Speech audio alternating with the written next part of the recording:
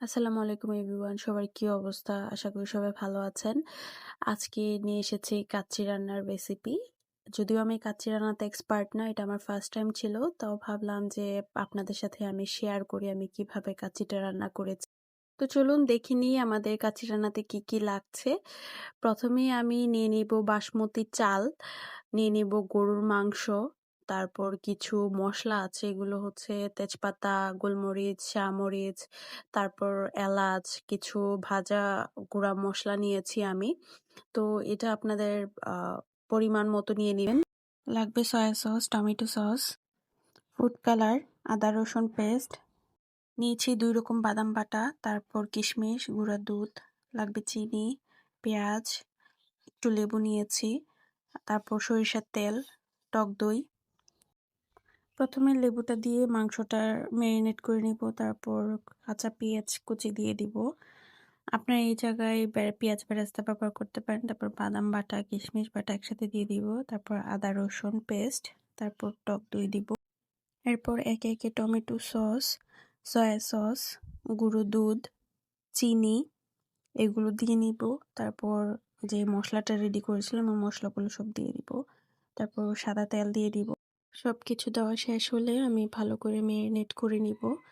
সাথে অ্যাড করব সরিষার তেল আর লবণ। লবণটা তো কোনোভাবে মিস করা যাবে না।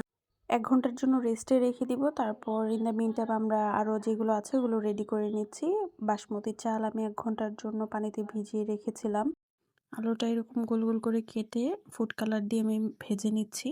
তারপর বেরেস্তাও রেডি করে নিব। পেঁয়াজ বেরেস্তা হতে হতে আমি গরুর মাংসটাকেও অন্য চুলায় বসিয়ে নিয়েছি। এই যে দেখুন অনেকটা ডান হয়ে গিয়েছে। এটাকে আমি ভালো করে সিদ্ধ করে নিব, যেহেতু আমি গরুর মাংস দিয়ে রান্না করছি। আর আমি অল্প পরিমাণে সবকিছু নিচ্ছি, যেহেতু এটা আমার প্রথম ছিল। যদি আমরা খাসির মাংস দিতাম তাহলে এতটা কুক করতে হতো না। এবার ভিজিয়ে রাখা বাসমতি চালগুলো আমি গরম পানিতে দিয়ে দিব, যাতে আমি এটাকে 70% মতো ডান করে নিতে পারি। তো গরম পানিতে আমি তেমন কিছু দেইনি, শুধু লবণ দিয়েছিলাম। তো আমরা এটাকে 70% ডান করে নিব। এই তো সবকিছু করতে করতে আমার গরু মাংসটাও হয়ে গিয়েছে। এবার আমি লেয়ারিং করব। আমার যেহেতু পরিমাণে কম ছিল সেজন্য আমি একটা লেয়ারই করছি। গরু মাংসটা ফার্স্টে ওইখানেই ছিল, প্যানেই ছিল। তারপর আমি যে রাইসটা 70% ডান করে রেখেছিলাম ওইটা দিয়ে দিয়েছি। এখন আমি যে আলুগুলো ভেজে রেখেছিলাম ওই আলুগুলো দিয়ে দিচ্ছি। তারপর আমি দুধ আর হচ্ছে ফুড কালার মিক্স করে রেখেছিলাম ওইটা দিয়ে দিচ্ছি। তারপর পেঁয়াজ বেরেস্তা দিব। এইগুলো হচ্ছে আপনাদের মন মতো করে যে যেমন পছন্দ করেন ওইরকম দিবেন। আমি যেহেতু আগে তেমন ঝাল ব্যবহার করিনি সেজন্য এখন কাঁচামরিচ দিয়ে নিচ্ছি, উপরে পুদিনা পাতা, শেষে ঘি দিয়ে আমি এটাকে দমে রেখে দিব 20 থেকে 25 মিনিটের মতো।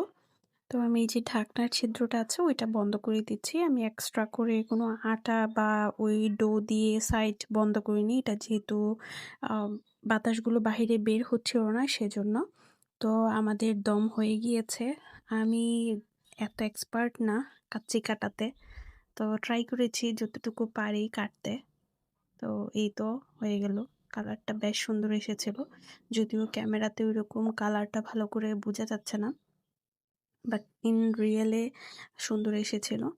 তারপর কি এতো আমি কাচ্চিটা ভালো করে কেটে, একটু পুড়েও গিয়েছিল, যেহেতু আমি নতুন ছিলাম, এত এক্সপার্ট না, বুঝতে পারিনি। সবাই অবশ্যই কমেন্ট করে জানাবেন যে আমার কাচ্চির রেসিপিটা কেমন লেগেছে আপনাদের কাছে। আর আমার যা ভুল ত্রুটি হয়েছিল সবকিছু ক্ষমা সুন্দর দৃষ্টিতে দেখবেন। আর আপনাদের কারো যদি কোনো ধরনের সাজেশন থাকে সেটাও আমাকে দিতে পারেন। আর কাচ্চিতে আলু কার কার পছন্দ অবশ্যই জানাবেন। আর আমি শেষে 7 আপ দিয়ে কাচ্চিটা শেষ করেছি।